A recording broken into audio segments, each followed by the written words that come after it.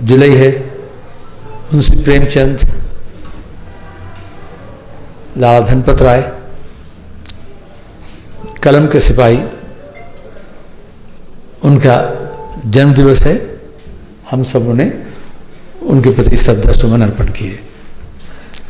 साहित्य को जनता के लिए, एकदम पिछड़े हुए लोगों के लिए, किसानी के लिए, खेतियार मजदूरों के लिए, जिनका अपनी जुबान नहीं है, आवाज़ नहीं है, ऐसे लोगों को कि आवाज़ बनने के लिए अपने कलम का इस्तेमाल किए।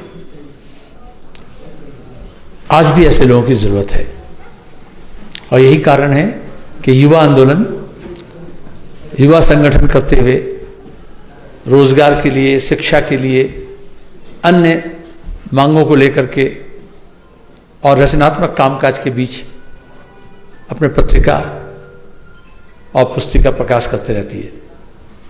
मुझे गौरव है, मैं गर्व से कहता हूँ कि मैं अपनी जवानी की उम्र इसी संगठन में बिताया। आज भी जो कुछ भी हूँ, जो कुछ भी बोलता हूँ, लिखता हूँ,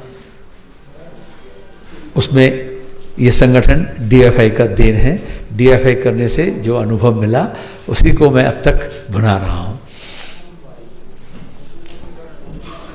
यहाँ हिंदी में भी और नेपाली में भी युवा शक्ति का संख्या निकाला गया। मैं डीएफआई के राज्य नेताओं से ये अनुरोध करूंगा कि इसे वो ऐसे एक ओकेशनल नहीं, रेगुलर करे। हमें मालूम हुआ कि हिंदी वाला मामला, जैसे मंथली बंगला में युवा शक्ति है, त्रैमासिक क्वार्टरली हिंदी में निकलता रहता है, और ये नेपाली में जो आज यहाँ के उद्घाटन किए, यहाँ की जिम्मेदारी है, खास करके नेपाली भाषी जो हमारे कॉमरेड हैं, कि इसको किस तरह से नियमित किया जाए। कठिन है लेकिन करना पड़ेगा। आप इस कार्यक्रम को करते वक्त भी देखें, हिम्मत के साथ आपने किया।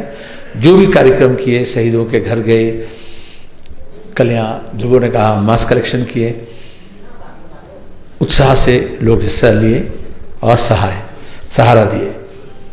तो ये जो रिस्पॉन्स है, इसको दिमाग में रखते हुए, मद्देनजर रखते हुए आप ऐसे कार्यक्रम को और भी आगे बढ़ाएंगे।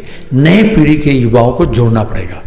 आज इस देश में और पूरे विश्व में युवा पीढ़ी बहुत संकट में है, आर्थिक रूप से, सामाजिक रूप से, राजनीतिक रूप से, कानूनी तौर पर, गैर कानूनी तौर पर, प्रशासन के साथ, state actors, non state actors के द्वारा युवाएं पीड़ित हो रहे हैं। हर देश में, कोई देश हो या कोई जाति। हमने समाजवाद की बात इसलिए करते हैं, समाजवाद ही जहां एक व्यक्ति के ऊपर दूसरे व्यक्ति को भाषा के नाम पर, धर्म के नाम पर, जाति के नाम पर, क्षेत्र के नाम पर, पेशा के नाम पर एक दूसरे को रौंदने का इजाजत देता नहीं है। सामूहिक रूप से आगे बढ़ने की कोशिश, एक शोषण रहित और उसके साथ साथ समानता के ऊपर आधारित व्यवस्था आसान नहीं है, लेकिन वो करने से विज्ञान, तकनीक, उद्योग, कृषि, हर मामले में, संस्कृति में किस तरह से सामूहिक रूप से विकास होता है, उसके उदाहरण हमारे विश्व में है। आज भी बाजू में हमारा कालिम्पोंग से लगा हुआ चीन का सीमा है। पूरे विश्व के अंदर चीन, पीपल्स रिपब्लिक ऑफ चाइना, कम्युनिस्टों के नेतृत्वाधीन अपने धारा में चाइनीज कैरेक्टरिस्टिक्स, समाजवाद के जो निर्माण किए हैं, तो एक कदम अमेरिका को पीछे छोड़ रहा था। ये एक व्यवस्था की जरूरत होती है और इसलिए हम इस व्यवस्था की बात करते हैं। और ये व्यवस्था जब ऐसा होता है जहां पे प्रोडक्टिव फोर्स को अनलिश किया जाता है, तो फिर नए पीढ़ी के सामने चुनौती खड़ी होती है, वो दूसरे किस्म की चुनौती।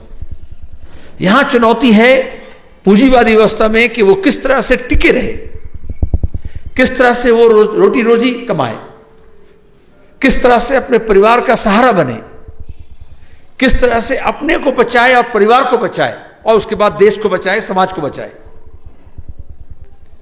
और अगर रोटी रोजी की जिम्मेदारी समाज व्यवस्था लेती है, शिक्षा की जिम्मेदारी, स्वास्थ्य की जिम्मेदारी समाज व्यवस्था लेती है, तो फिर वो नौजवान के पास होता है कि किस तरह से वो मुल्क को बनाए, देश को बनाए, प्रगति के राह पर विज्ञान तकनीक को और भी ज्यादा आगे बढ़ाकर ले जाए, नए नए आविष्कार करे, नए नए शिखर पर चढ़े। ये दोनों में अंतर होता है। आज हमारे देश की तरफ हम क्या देख रहे हैं? एक तरफ बेरोजगारी है, मैं उस आंकड़ों में नहीं जाना चाहता, आप डीएफआई के लोग भली बात ही जानते हैं। और डीएफआई का मूलभूत जो लड़ाई है, वैचारिक सैद्धांतिक लड़ाई के साथ साथ, वो है रोजी का सवाल, जॉब फॉर ऑल, शिक्षा के सवाल, एजुकेशन फॉर ऑल। और वो सिर्फ मांग नहीं, हम शिक्षा के बारे में ये चाहते हैं कि शिक्षा में उतना खर्चा हो, बजट का 10वां हिस्सा हो। आज तक वो मान नहीं गया। जीडीपी का 6%, इससे सीधा प्रहार होता है आम लोगों के अंदर, जो हमारे श्रमिक हैं, मजदूर हैं, मध्यम वर्ग है, निम्न वर्ग है। शिक्षा के खर्च हमें उठाना पड़ता है। वामपंथा का मतलब यह है कि शिक्षा एक सोशल इन्वेस्टमेंट है, और वो ना होने से अगर अपने आप में हो, कोई ऑस्ट्रेलिया कनाडा जाके पढ़ सकते हैं, कोई एमिटी यूनिवर्सिटी में पढ़ सकते हैं प्राइवेट में, लेकिन बाकी जो सरकारी स्कूल है, कॉलेजेस हैं, वो चौपट हो जाएगा। आज बंगाल की तरफ आप देखो, पूरे देश की तरफ देखो, सरकारी स्पॉन्सर्ड सपोर्टेड जो एजुकेशनल सिस्टम है वो चरमरा रहा है, प्राइमरी से लेकर हायर सेकेंडरी तक। और सीधे असर आप देखो, जो रोजगार मिलता है, जिनको नौकरी मिलता है स्कूल में, 26,000 का नौकरी गया। जब वाम मोर्चा की सरकार थी, हर साल school service commission, Madras service commission, college service commission, और उसके पास नियोग पत्र। अभी कोई भी शिक्षक से मुलाकात होता है, अभी ट्रेन में आते आते मुलाकात हुआ तो बोलते हैं हम शिक्षक हैं, लेकिन साथ साथ बोलते हैं कि हमें 2010 में नौकरी मिला था।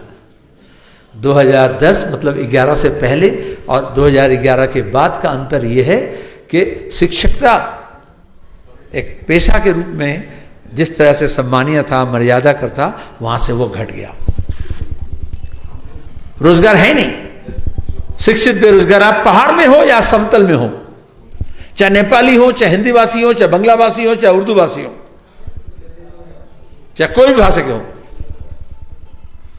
शिक्षित होकर के पहले था कि उनको टेट, फिर बीएड, डीलेट, ये एक बार करना पड़ेगा, उसके बाद नौकरी हो जाएगा।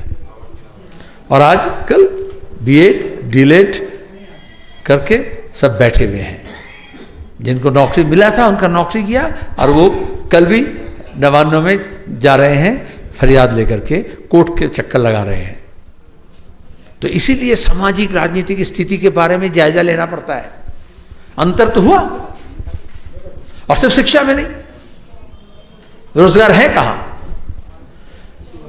अच्छा, राज्य सरकार की स्थिति है, तो केंद्र सरकार, आप रेल, बीमा, बैंक, कौन, पोस्ट ऑफिस, किस विभाग में आप देखते हो कि नियोग के लिए विज्ञापन निकल रहा है?